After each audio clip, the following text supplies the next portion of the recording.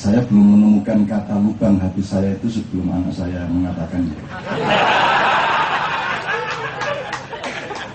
Jadi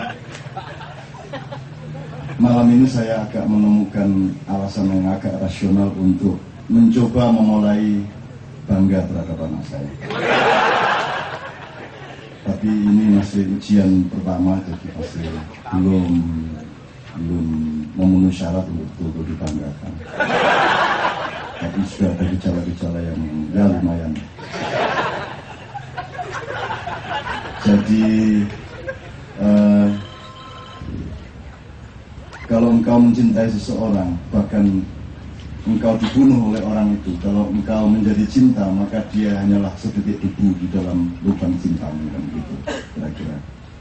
Jadi saya siap dengan itu semua, sehingga ketika saya pulang dan saya tidak menemukan sedikit pun gejala bahwa Indonesia akan berubah dari bandelnya, dari kacaunya, dari gelapnya ini.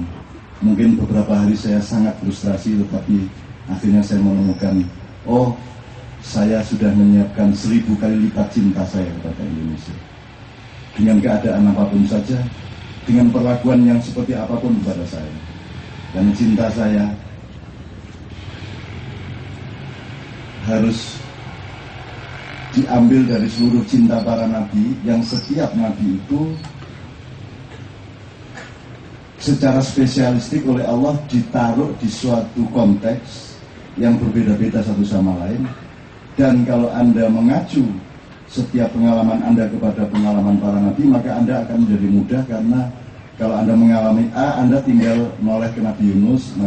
Kalau Anda mengalami B, Anda tinggal menoleh ke Nabi Ibrahim, maka akan Anda temukan apa yang dikatakan anakku tadi, bahwa bukan mengisi lubang itu yang kita perlukan. Dia juga pasti kagum sama bapaknya, kok sudah paham sama filosofinya.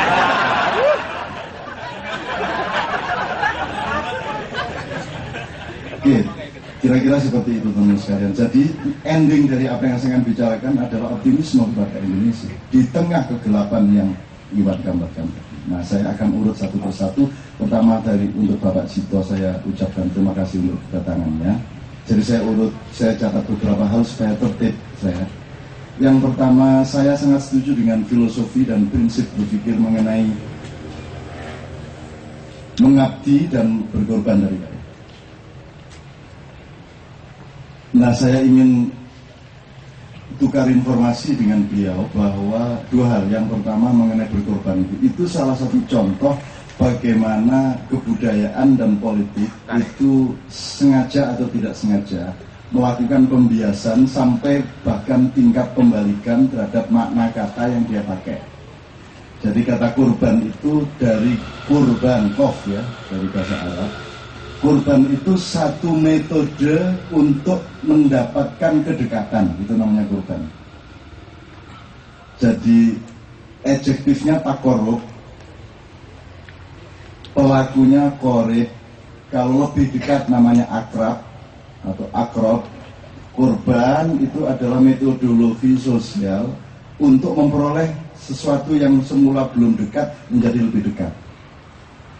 Kemudian diaplikasikan menjadi hari raya kurban dan seterusnya. Akhirnya orang mengalami distorsi, orang mengalami penyempitan makna, sehingga kata berkorban dalam bahasa Indonesia sama sekali sudah bertentangan dengan kata kurban aslinya, gitu Pak ya.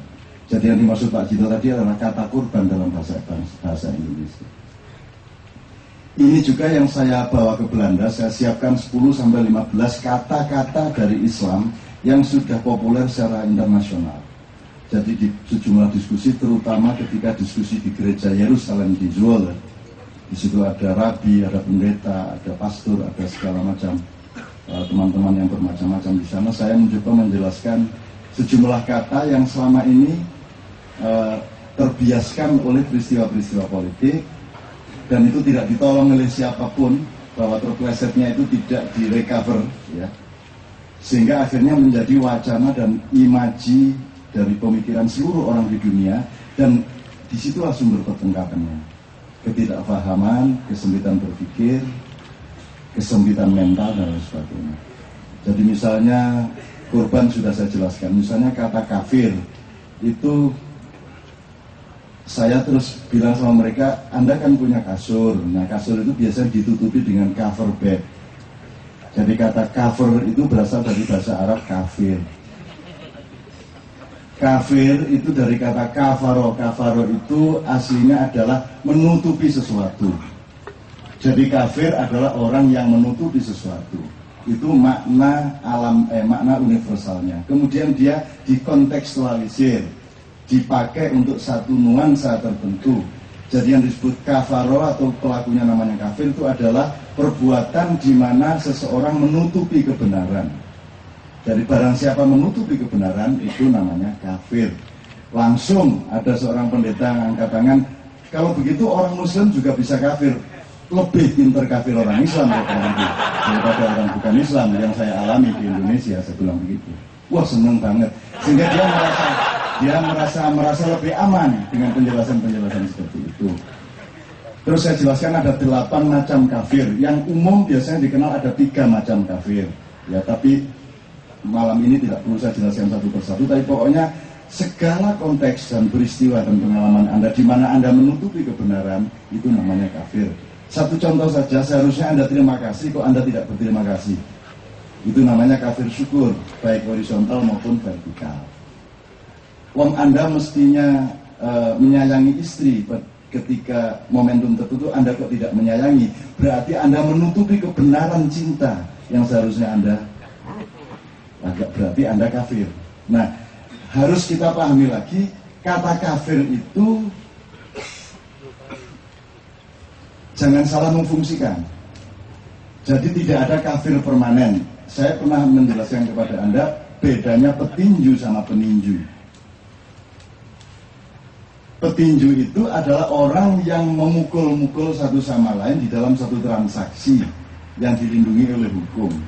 Maka dia kapanpun bisa disebut seorang petinju, karena ini skalanya adalah profesionalisme. Tapi kalau saya berantem sama Iwan dan saya meninju kepalanya Iwan, saya jangan disebut petinju. Saya peninju pada saat saya memukul dia. Setelah itu saya bukan peninju lagi, gitu ya. Kalau saya dipijitin oleh Mbah Surip tadi ya, itu saya tidak boleh menyebut Mbah Surip adalah tukang pijat. Betul enggak? Dia memijit saya jam sekian, menit sekian sampai menit sekian. Tapi bukan berarti dia tukang pijit. Nah, di Indonesia itu ada kekeliruan, klaim sosial yang luar biasa, di mana Mbah Sulit itu disebut tukang pijit. Teroris itu ketika dia menteror. Begitu dia pulang ke rumahnya, terus dia menyayangi anaknya, dia bukan teroris pada waktu itu. Jadi tidak ada teroris permanen. Tidak boleh koran, televisi ngecap Amrozi adalah teroris. Tidak boleh. Soal Amrozi nanti kita bicarakan tersendiri secara sangat serius dengan data-datanya ya.